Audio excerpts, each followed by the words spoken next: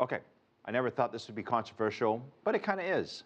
For more on this, we're joined by Mark Weller, Americans for Common Sense, Executive Director there, and Jeff Gore, Citizens to Retire the U.S. Penny, who lives in Cambridge, Massachusetts, and he joins us now from Boston. Good to see both of you guys. Okay, Jeff, let me start with you.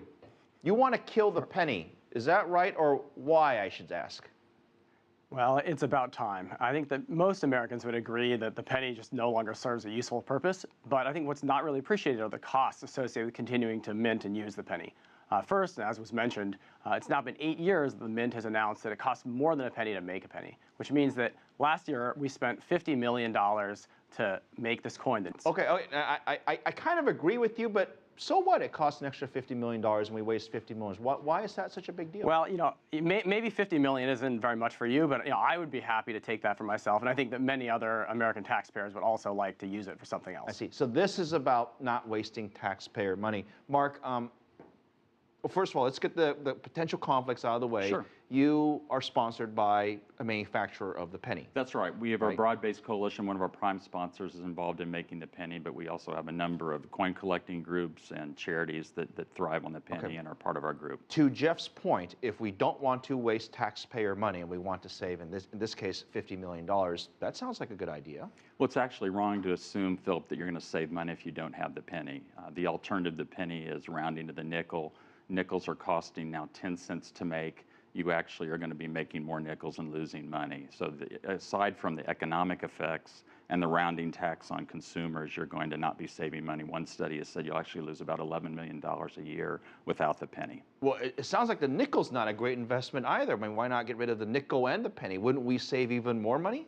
Well, I don't know if elimination is the right way to go. I think certainly the Congress right now has recommended that the Mint come up with some suggestions on how we make our coins less expensively. There's going to be a report to Congress in December that's going to look at some of those issues, and I think that's probably the more appropriate approach rather than eliminating coins and going away with the penny and the nickel and then rounding to the dime. I don't think too many people think that's a good idea for the economy. Well, let's see what Jeff thinks. So, Jeff, the numbers we have is it costs 1.6 cents to make the 1 cent penny. And Mark just said it costs 10 cents to make the 5 cents nickel. Well, if we get rid of both, wouldn't we save even more money?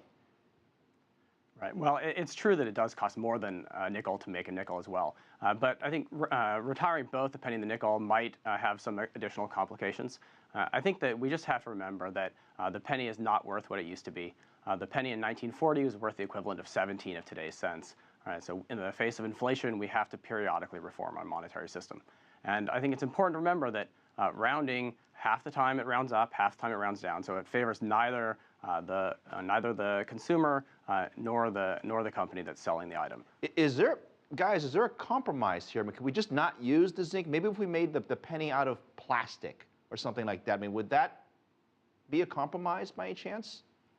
I think part of what the Mint is looking at is metals as opposed to different materials. That's a concern that some people have had, that we don't want to just come up with plastic tokens and what the people and how the acceptability of that would be. But certainly to Jeff's point on the whole inflation issue, I think it's a real tribute to the economy that we've had a low denomination coin for as long as we've had. The penny really is a hedge to inflation. I think we just have to be careful.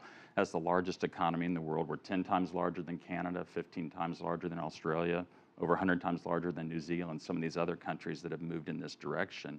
But the fact is we have to watch on consumer confidence and some of the economic issues on elimination and what that means for rounding and inflation and some other issues. Hey Jeff, I kind of agree with you in the sense that I'm not a big fan of having a bag of coins in my pocket either, and getting rid of a few coins makes sense. But aren't the capital markets, aren't the free markets already doing this with like Alipay or Apple Pay or any of these automatic funds transfer gadgets we have? Isn't that eliminating a lot of the uses of coins?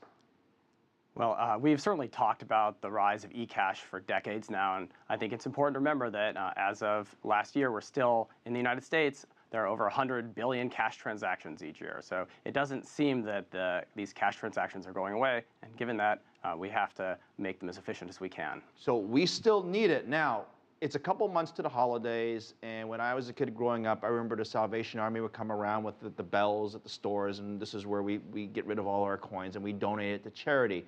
I'm going to guess that the charities might have something to say about getting rid of these coins, right? Well, I think it's important to remember that we will still have coins, and Mark will tell you about the charities that are collecting pennies, but instead of collecting pennies, they could collect nickels and dimes, and it's really not obvious to me that they're going to be collecting less money at the end of the day. But that's a really good point. If I was a charity, I'd rather have nickels and quarters and dollars or checks maybe rather than the penny. So what's the big deal? Let's just get rid of the penny. Yeah, I think the penny seems small individually, but collectively it's very powerful. And if you look at the millions of dollars that are raised by charities all over the country, I think they would have a strong view that the penny should not be eliminated. We know, for example, 4 years ago on the 200th anniversary of Lincoln's birth, that Leukemia and Lymphoma Society announced that they had collected their $150 million worth of coins over the period of several years. So these are small transactions that add up. I think it shows the importance of the penny and the purchasing power of the penny. And there's no evidence that people would give more if you didn't have the penny and you just had nickels and dimes. Okay, 20 seconds, Jeff. Was that amount all? Last word. Oh, go ahead. Go ahead, Jeff. Last word. I think that it's important for us to remember that we want to make our monetary system as efficient as possible. We don't want to waste resources making a coin that nobody uses, and it's just past time that we retire the penny. All right. Mark Weller, Jeff Gore, very interesting conversation. I just never would have guessed we'd be having this on a Monday. But thank you, gentlemen, very much for helping the U.S. government trying to save perhaps some pennies. All right.